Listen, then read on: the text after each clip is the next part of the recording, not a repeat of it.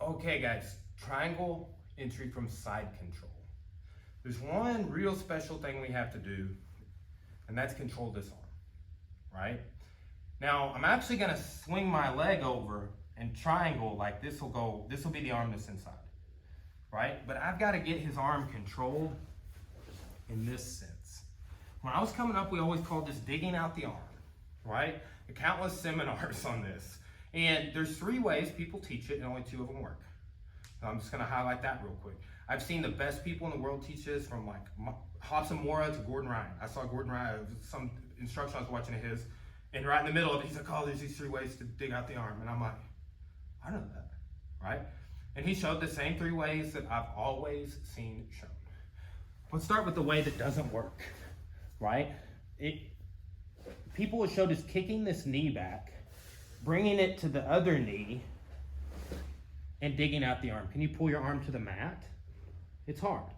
That's the control we want in order to get this submission, to enter the submission, okay? Now, I'm gonna do that knee to the center thing and just like, don't let me dig out your arm. Like, you don't have to try very hard.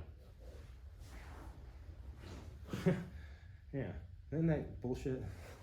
The first 50 times I tried to do that, oh, I can't even find it there, right? I don't believe in that one. I think it's total bullshit. Don't fucking waste your time with it. But here, like, I've never once landed it, and I've gone for it countless times.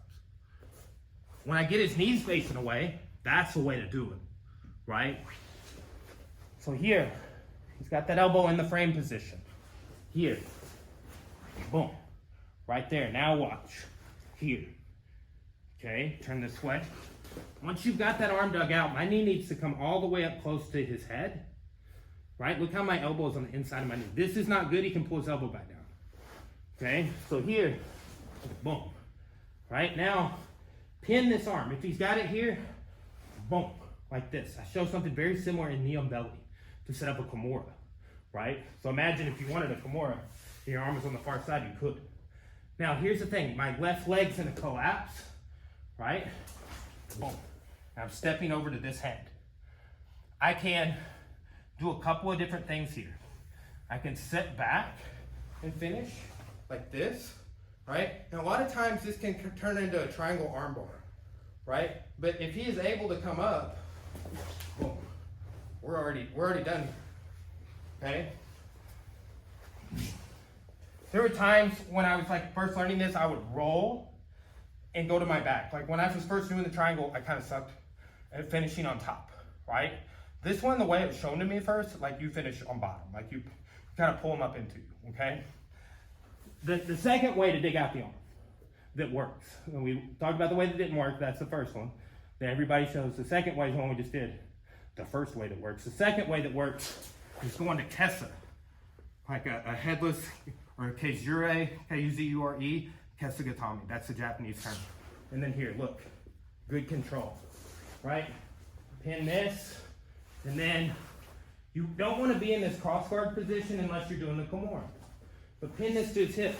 Here, I can get some material purchase on his sleeve if I want to turn his head the other way, right? Now, I got to kind of windshield wiper my feet in order to step over here, right? Now, look, that idea of finishing a mounted triangle here, right? I want to lean forward and lock and push myself back.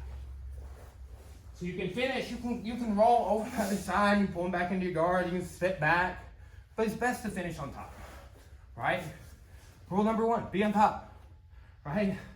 It's Chris Hatter says this, due to the seductive and rewarding nature of guard, we do stupid shit like choose to play on bottom, right? And I can't tell you guys how many times I've had that ruin a competitor's day, ruin my day as a competitor, okay?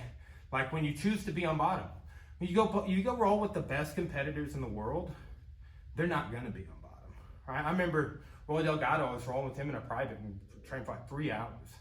And one of the rolls we were doing, I come up, I get a knee tap sweep, and I got the knee and the foot and everything. I'm like, and I can't get it. And he's like, you're gonna have to do more than that, like kind of, you know. But it was like, yeah, like it was a great moment because he was like, I will not concede to your sweep, you know. And then he is a great competitor.